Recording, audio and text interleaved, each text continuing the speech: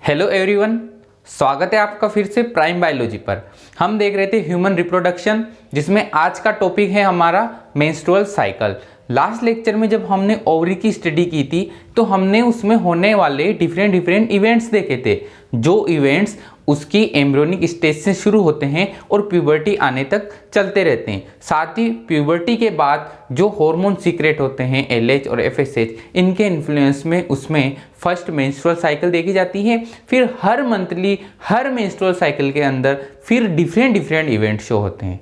मतलब पहले तो उसमें ओगोनिया से प्राइमरी फॉलिकल बनी एम्ब्रियोनिक स्टेज में ही, जो कि अरेस्ट हो चुकी थी उसके मियोटिक फर्स्ट की प्रोफेस फर्स्ट स्टेज में, और वो अरेस्ट ही रही प्यूबर्टी आने तक। और साथ ही उनकी संख्या भी घट गई, पहले मिलियंस में थे जो अब हजारों में हैं। कब? प्यूबर्टी आने वाली स्टेज में, जब प्यूबर्टी आ चुकी रहती हैं 13-14 साल की उम्र में, तब फीमेल्स में मेंस्ट्रुअल साइकिल स्टार्ट होती है। फर्स्ट मेंस्ट्रुअल साइकिल स्टार्टिंग को मीनार्क बोलते हैं, और जो आखिरी मेंस्ट्रुअल साइकिल रहती है लगभग 50 वर्ष की उम्र में, उसको मेनोपॉज बोलते हैं। तो जो हर एक मेंस्ट्रुअल साइकिल हर मंथ लगभग 28 से 29 दिन का टाइम लगता है पूरी साइकिल को कंप्लीट होने में, और इसमें डिफरेंट ओवेरियन इवेंट्स होते हैं एंड यूटेरस में भी डिफरेंट इवेंट्स परफॉर्म होते हैं। साथ ही इसमें दो टाइप के हार्मोन की मुख्य भूमिका होती है, पिट्यूटरी से सीक्रेट होने वाले गोनाडोट्रोपिन हार्मोन और ओवरी से सीक्रेट होने वाले प्रोजेस्टेरोन और एस्ट्रोजन हार्मोन, या बोल सकते हैं female sex hormone.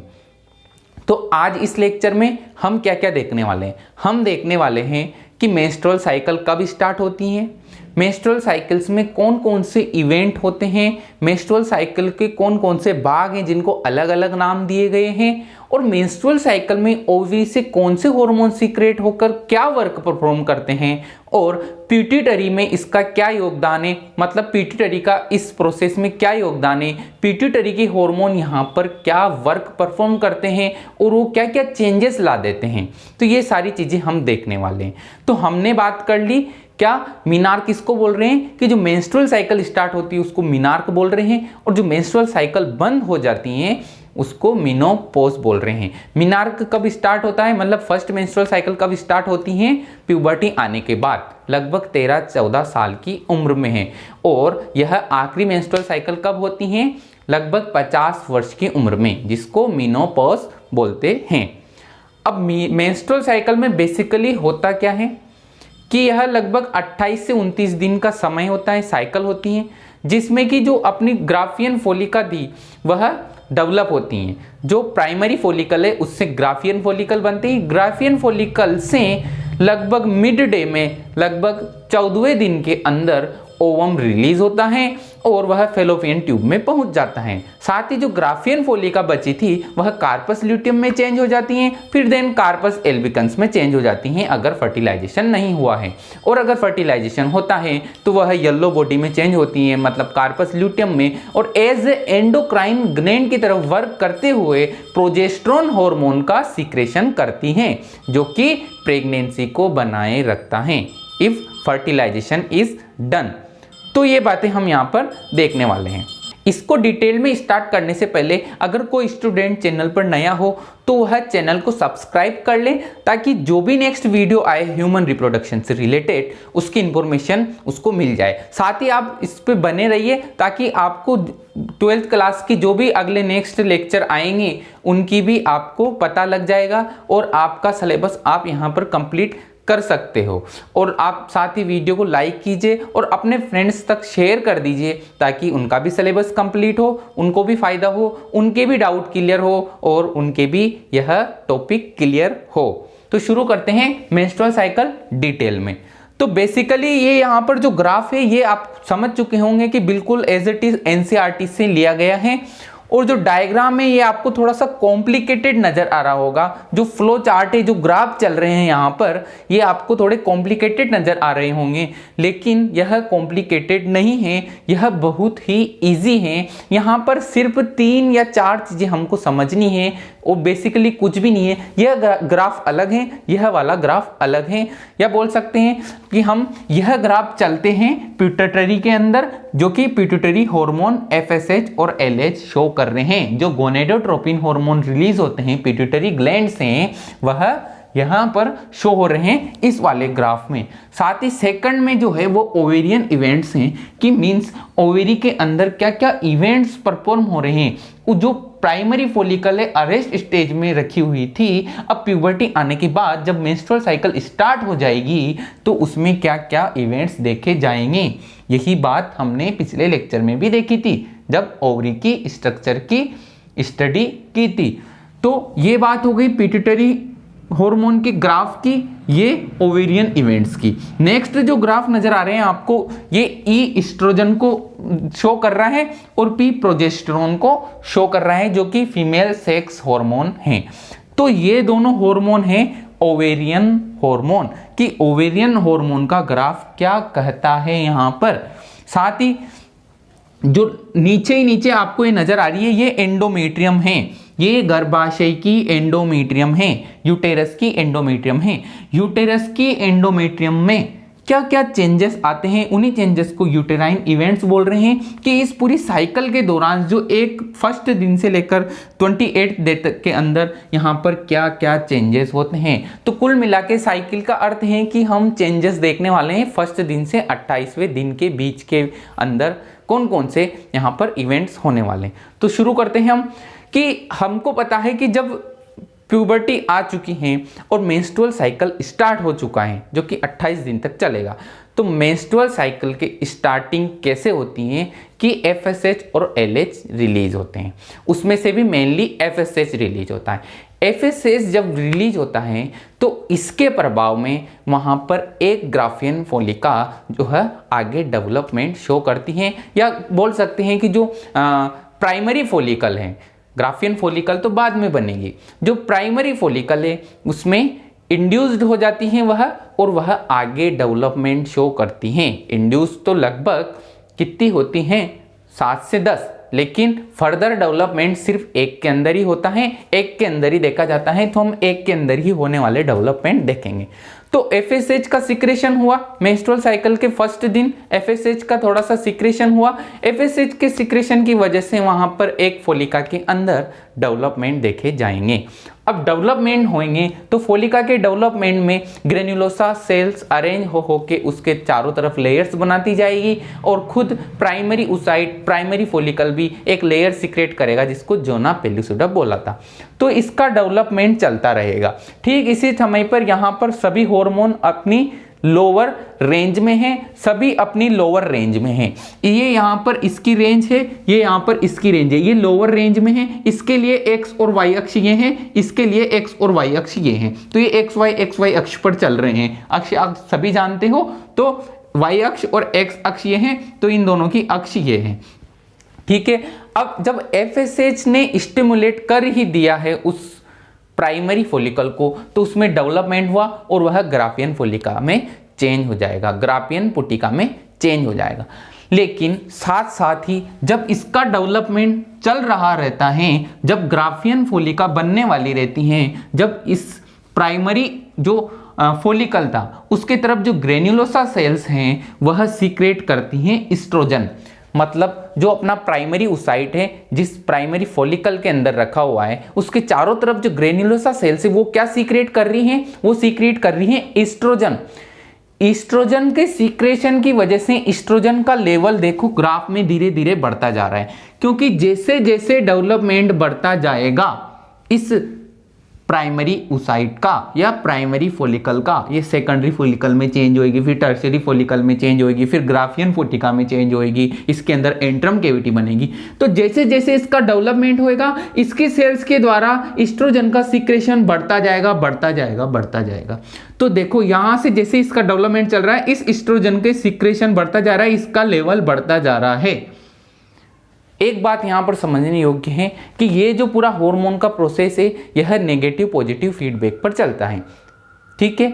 Negative feedback हमेशा कब आता है, जब किसी चीज की कमी हो या किसी चीज की बढ़ोतरी हो। अगर उस चीज की कमी हो तो नेगेटिव फीडबैक आता है, उस चीज को बढ़ा दिया जाता है। अगर इस चीज की कमी हो तो भी नेगेटिव फीडबैक आता है और उस चीज को बढ़ा दिया जाता है। और अगर ये चीज ज्यादा बढ़ गई हो तो इसके लिए भी नेगेटिव फीडबैक आता है और इसको कम कर दिया जाता है।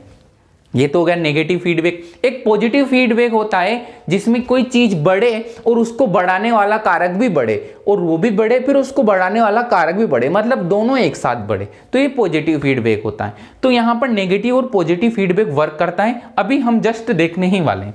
तो हम बात कर रहे थे कि यहाँ पर ग्राफियन जो फोलिका है, मतलब ग्राफियन प्राइमरी फोलिकल जो है उसकी जो डेवलपमेंट चल रहा है, उस डेवलपमेंट के दौरान यहाँ पर ग्रेनुलोसा सेल से ईस्ट्रोजन का सीक्रेशन लगातार बढ़ता जा रहा है, इस वजह से ईस्ट्रोजन का लेवल बढ़ता जा रहा है। अब ईस्ट्रोजन के लेवल बढ़ने की वजह से यहां पर यह इस जगह पर इस पॉइंट में लगभग मध्यम हाई पर पहुंचकर, ये बिल्कुल तो ये तो पीक पॉइंट है, इसको बोलेंगे मध्यम हाई, ये बिल्कुल लोअर पॉइंट है, यहां पर ये पीक पॉइंट है। जब मध्यम हाई पे पहुंचेगा, बोल सकते हैं इंग्लिश में मॉडरेट हाई पर पहुंचेगा, तब यह नेगेटिव फीडबैक देगा, क्योंकि जब ब्लड में इसकी कंसंट्रेशन बढ़ चुकी है तो यह नेगेटिव फीडबैक देगा। जब यह एस्ट्रोजन ब्लड में मिक्स होकर ऊपर जाएगा हाइपोथैलेमस और पिट्यूटरी के पास, तो वहां से सीक्रेट होने वाले FSH और LH को यह कम कर देगा। तो आप ग्राफ में देखेंगे कि FSH LH शुरू में हल्के से बढ़े हुए थे, लेकिन ठीक जब यहाँ इस वाले पॉइंट पे ये घट चुके हैं, इनमें यहाँ पर ग्राफ में आपको ढलान नजर आ रहा होगा, क्योंकि यहाँ पर जब मॉडरेट हाई कंडीशन में एस्ट्रोजन पहुंच गया है मध्यम हाई क्वांटिटी पे, बिल्कुल हाई क्वांटिटी तो ये है लेकिन ये मध्यम हाई, यहाँ पर इसने नेगेटिव फीडबैक दिया FSH और LH के लिए, जो कि यहाँ पर घटते हुए नजर आ रहे हैं। लेकिन बात यह होती है यहाँ पर कि फोलिका का डेवलपमेंट बढ़ता जा रहा है, जो प्राइमरी oocyte है, प्राइमरी फोलिकल है, उसका डेवलपमेंट बढ़ता जा रहा है, उसकी सेल से लगातार एस्ट्रोजन का सीक्रेशन होता जा रहा है, इसका सीक्रेशन कोई नहीं रोक पाता, यह सीक्रेशन बढ़ता जा रहा है, बढ़ता जा रहा है। तो एक समय के बाद जब इसकी क्वांटिटी बढ़ती ही जाएगी तो यह पॉजिटिव फीडबैक देना शुरू कर देगा, इसका फीडबैक चेंज हो जाएगा। इसने जब मध्यम हाई पर नेगेटिव फीडबैक दिया, तब FSH और LH में हल्का सा ढलान के साथ हमने इसकी क्वांटिटी को लो दिखाया यहाँ पर, क्योंकि इसके नेगेटिव फीडबैक की वजह से उनकी क्वांटिटी लो हुई। लेकिन जब यह पॉजिटिव फीडबैक देगा, क्यों देगा? क्योंकि जो फोलिका का डेवलपमेंट हो रहा है वो लगातार एस्ट्रोजन का सीक्रेशन कर रही है। तो एस्ट्रोजन का सीक्रेशन मतलब एस्ट्रोजन की कंसंट्रेशन बढ़ती जाएगी। तो एस्ट्रोजन की कंस्ट्रक्शन बढ़ती हुई कंस्ट्रक्शन जब यह पीक हासिल कर लेगी, तो यहाँ पर भी इन दोनों हार्मोन के प्रति पॉजिटिव रेस्पॉन्स में, पॉजिटिव फीडबैक के रेस्पॉन्स में FSH और LH का भी मात्रा बढ़ जाएगी, मतलब पॉजिटिव फीडबैक देगा, जो कि रिजल्ट भी बढ़े और उसको बढ़ाने वाला कारक भी बढ़े। तो यहाँ पर एस्ट्रोजन भी बढ़ता जाएगा। एस्ट्रोजन क्यों बढ़ रहा है? क्योंकि यहाँ पर फोलिका का डेवलपमेंट हो रहा है और लगातार एस्ट्रोजन सीक्रेशन हो रहा है। एस्ट्रोजन के लगातार सीक्रेशन की वजह से, पॉजिटिव फीडबैक की वजह से FSH भी बढ़ेगा और LH भी बढ़ेगा। जब FSH और LH बढ़ेगा तो यहाँ एस्ट्रोजन भी अपनी पीक हासिल कर लेगा और FSH और LH भी अपनी पीक हासिल कर लेंगे। मतलब इसको बोलेंगे अपन LH सर्ज या FSH सर्ज। तो ठीक 13वें और 14वें दिन के बीच में यह FSH सर्ज होएगा, या बोल सकते हैं 13वें दिन के टाइम पर FSH LH सर्ज होएगा। इसमें से भी LH सर्ज ज्यादा होएगा, FSH सर्ज कम होएगा। क्यों होएगा? अभी इस चीज को भी देखेंगे। तो LH सर्ज की वजह से, हमने ओवेरी का जब स्ट्रक्चर देखा था, तो LH सर्ज की वजह से यहां पर ग्राफियन पुटिका का स्फुटन हो जाएगा, ग्राफियन फोलिका का स्फुटन हो जाएगा।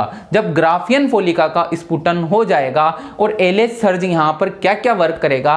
फर्स्ट वर्क तो यह करेगा कि जो सेकेंडरी oocyte यहाँ पर प्रेजेंट है, जो प्राइमरी oocyte यहाँ पर प्रेजेंट था, उस प्राइमरी oocyte का मियोटिक डिवीजन फर्स्ट कंप्लीट हो जाएगा, क्योंकि वह अरेस्ट था मियोटिक की प्रोफेस फर्स्ट में अरेस्ट था। तो इस LH सर्ज की वजह से उसका first meiotic first division complete हो जाएगा, वह सेकेंडरी oocyte में चेंज हो जाएगा। और सेकेंडरी oocyte में तो चेंज हो जाएगा, साथ ही यहां पर उसकी कैविटी में फ्लूइड के प्रेशर की वजह से, LH सर्ज के बढ़ने की वजह से फ्लूइड बढ़ेगा और फ्लूइड के प्रेशर की वजह से ग्राफियन पुटिका रप्चर कर जाएगी, ग्राफियन फॉलिकल रप्चर कर जाएगी और उससे सेकेंडरी oocyte बाहर आ जाएगा। ये नजर आ रहा है सेकेंडरी oocyte, जिसको एनसीईआरटी ओवम बोलती है।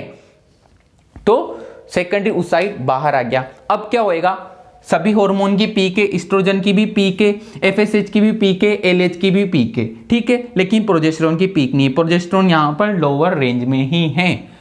अब जब पुटिका रप्चर कर गई तो पुटिका से सीक्रेट होने वाला एस्ट्रोजन हार्मोन अब सीक्रेट नहीं होएगा। एस्ट्रोजन हार्मोन अब सीक्रेट क्यों नहीं होएगा, क्योंकि जब पुटिका रप्चर ही कर गई, जो कि एस्ट्रोजन सीक्रेट कर रही थी, अब वह एस्ट्रोजन सीक्रेट नहीं करेगी। जब वह एस्ट्रोजन सीक्रेट नहीं करेगी तो एस्ट्रोजन का लेवल आपको यहां पर गिरता हुआ नजर आ रहा होगा। ठीक 14वें दिन के अंदर जब ओवम रिलीज हो चुका है, ओवम फेलोपियन ट्यूब में भेज दिया गया है, या बोल सकते हैं सेकेंडरी oocyte फेलोपियन ट्यूब में भेज दिया है, तो यहां पर ठीक 14वें दिन सेकेंडरी oocyte रिलीज होकर फेलोपियन ट्यूब में चला गया है और पुटिका के रप्चर होने की वजह से एस्ट्रोजन अब सीक्रेट नहीं होएगा, उसका सीक्रेशन गिर जाएगा, तो उसका ग्राफ भी यहां पर गिरता हुआ नजर आ रहा है।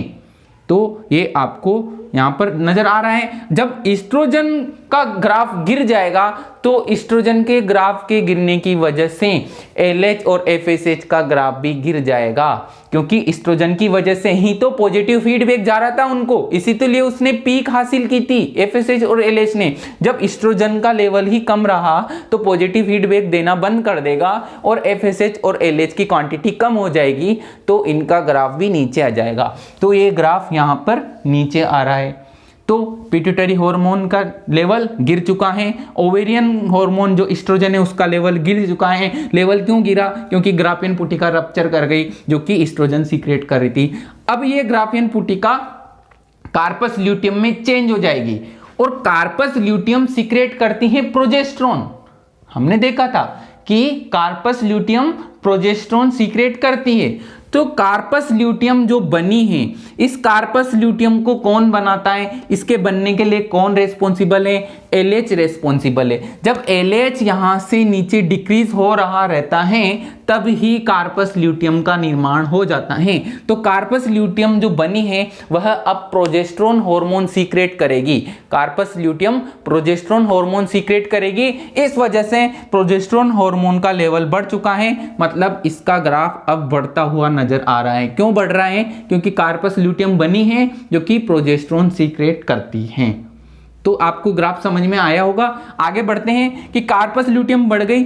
अगर यह कार्पस ल्यूटियम आगे बढ़ती रही तो प्रोजेस्टेरोन का लेवल हाई रहेगा, लेकिन ये आगे कब बढ़ेगी, जब फर्टिलाइजेशन होएगा। इफ जो यहां से सेकेंडरी oocyte फेलोपियन ट्यूब में भेज दिया गया है, अगर उसका फर्टिलाइजेशन हो गया है, मतलब fertilisation done, implantation done, embryonic stage शुरू हो चुकी है, मतलब कार्पस ल्यूटियम डीजनरेट नहीं करेगी, यह बनी रहेगी। क्यों बनी रहेगी, क्योंकि फर्टिलाइजेशन डन हो चुका है।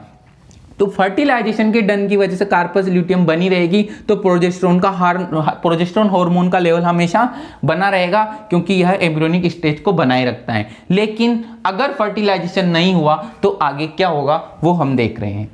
तो फर्टिलाइजेशन नहीं हुआ, हमने मान लिया फर्टिलाइजेशन नहीं हुआ, तो कार्पस ल्यूटियम बनकर धीरे धीरे डीजनरेट होना शुरू कर देगी। क्यों करेगी, इसलिए करेगी क्योंकि फर्टिलाइजेशन नहीं हुआ है, तो कार्पस ल्यूटियम को डीजनरेट होना है, ठीक है। तो ये बात यहां पर होती है। तो जो प्रोजेस्टेरोन हार्मोन का लेवल इसने बढ़ाया था कार्पस ल्यूटियम ने, यह प्रोजेस्टेरोन हार्मोन अब नेगेटिव फीडबैक देगा। नेगेटिव फीडबैक देने की वजह से यहां पर एलएच एफएसएच डिक्रीज कर जाएंगे। एलएच और एफएसएच डिक्रीज हुए कि नहीं हुए, डिक्रीज हो रहे हैं। तो इसके नेगेटिव, प्रोजेस्टेरोन के नेगेटिव फीडबैक की वजह से यह डिक्रीज कर जाएंगे एफएसएच और एलएच, और कार्पस ल्यूटियम भी डीजनरेट कर जाएगी। साथ ही हम देख रहे हैं कि एस्ट्रोजन का लेवल बढ़ रहा है। एस्ट्रोजन का लेवल इसलिए बढ़ रहा है क्योंकि जो ग्राफियन पुटिका कार्पस ल्यूटियम बनी है वह हाई लेवल में तो प्रोजेस्टेरोन सीक्रेट करती है और कम लेवल पर एस्ट्रोजन सीक्रेट करती है। तो एस्ट्रोजन भी यहां पर बढ़ता हुआ है। तो यहां पर एस्ट्रोजन के हमको 2 पीक मिलेंगे। एस्ट्रोजन के कितने पीक मिल रहे हैं, 2 पीक मिल रहे हैं। एक पीक तो ये, एक पीक ये, लेकिन ये वाला हाई पीक है, ये लोअर पीक है। बाकी जो एफएसएच और एलएच है उनके सिंगल सिंगल पीक है और प्रोजेस्टेरोन के भी सिंगल पीक है। तो बात समझ में आई यहाँ पर कि क्या हुआ, कार्पस ल्यूटियम बनी, डीजनरेट करी और इससे सीक्रेट होने वाला प्रोजेस्टेरोन का लेवल भी गिर चुका है और सभी हार्मोन के लेवल गिर चुके हैं। मेंस्ट्रुअल साइकिल का 28वां दिन आ चुका है और यह मेंस्ट्रुअल साइकिल कंप्लीट हो जाएगी। साथ ही अगर हम बात करेंगे यूटेराइन इवेंट्स में क्या परफॉर्मेंस होती है, तो यूटेराइन इवेंट्स में होता क्या है कि जो फर्स्ट और 4th या 5 दिन के बीच में ब्लीडिंग होती है, मेंस्ट्रुएशन बोलते हैं इसको। जो फर्स्ट से लेकर 4th या 5 डे के अंदर जो ब्लीडिंग होती है स्टार्टिंग में, साइकिल के स्टार्टिंग में क्या होती है, ब्लीडिंग फेज होती है जिसको मेंस्ट्रुएशन बोलते हैं। तो उसको मेंस्ट्रुएशन फेस बोलते हैं जिसमें ब्लीडिंग होती है। उसमें होता क्या है कि जो यूटेराइन की एंडोमेट्रियम है, जो यूटेरस है, गर्भाशय है, उसकी जो एंडोमेट्रियम है वह डीजनरेट कर जाएगी, वह टूट टूट कर ब्लड की फॉर्म में वजाइना से बाहर आती रहेगी। कब तक आएगी, 1 से 5 दिन के बीच तक रेगुलर आती रहेगी। उसके बाद यह बंद हो जाएगी। उसके बाद यहाँ पर दोबारा से एंडोमेट्रियम का निर्माण शुरू हो जाएगा। तो ये दोबारा से एंडोमेट्रियम बन रही है और ये पूरी बन चुकी है, क्योंकि ये भी एज है, इसको ग्राफ की तरह समझिए, ये बनती बनती ऊपर बढ़ती जा रही है। तो एंडोमेट्रियम बन चुकी है और वापिस से जब 28 दिन पूरे हो जाएंगे इस साइकिल के, नई साइकिल आएगी तो वापस से ब्लीडिंग शुरू हो जाएगी। ये रेड कलर की यहाँ पर ब्लीडिंग दिखाई गई है। तो यहाँ पर होता क्या है कि एंडोमेट्रियम और उसकी ब्लड वेसल्स टूटना शुरू कर देती हैं मेंस्ट्रुअल साइकिल के फर्स्ट 3 या 4 दिन के अंदर, और उसके बाद वापस से यह बनना स्टार्ट कर जाती हैं और फिर टूटती हैं, फिर बनती हैं। हर साइकिल में यही चलता रहता है यूटेरियन इवेंट्स में। अगर फर्टिलाइजेशन हो जाता है, एम्ब्रियो का प्लांटेशन हो जाता है यूटेरस के अंदर, तो फिर यह डीजनरेट नहीं करेगी, क्योंकि कार्पस ल्यूटियम एक एंडोक्राइन ग्लैंड की तरफ वर्क करते हुए प्रोजेस्टेरोन हार्मोन का सिक्रेशन करती रहेगी और प्रोजेस्टेरोन हार्मोन के सिक्रेशन की वजह से यह डीजनरेट नहीं करेगी। इसने डीजनरेट क्यों किया, क्योंकि प्रोजेस्टेरोन हार्मोन का लेवल कम था, इसलिए इसने डीजनरेट किया। प्रोजेस्टेरोन हार्मोन का लेवल बढ़ जाएगा फर्टिलाइजेशन की वजह से, तो यह डीजनरेट नहीं करेगी और एम्ब्रियोनिक स्टेज बनी रहेगी। तो यह था ऑल ओवर इसके बारे में। साथ ही इसमें नेम दिए हुए हैं कि ये तो मेंस्ट्रुएशन फेज कहलाती है, जो ब्लीडिंग फेज है। उसके बाद ये 14th दिन से पहले प्री ओव्यूलेशन फेज कहलाती हैं और 14th दिन के बाद पोस्ट ओव्यूलेशन फेज कहलाती है, क्योंकि 14th दिन के अंदर यहाँ पर 14 जो 14वां दिन होता है उस दिन यहाँ पर ओवम रिलीज होता है। तो pre ovulation phase, post ovulation phase. साथ ही इसको बोल सकते हैं फोलिकुलर फेज और ल्यूटियल फेज, क्योंकि यहाँ पर ग्राफियन फोलिकल का डेवलपमेंट हो रहा है और यहाँ पर कार्पस ल्यूटियम बनती है।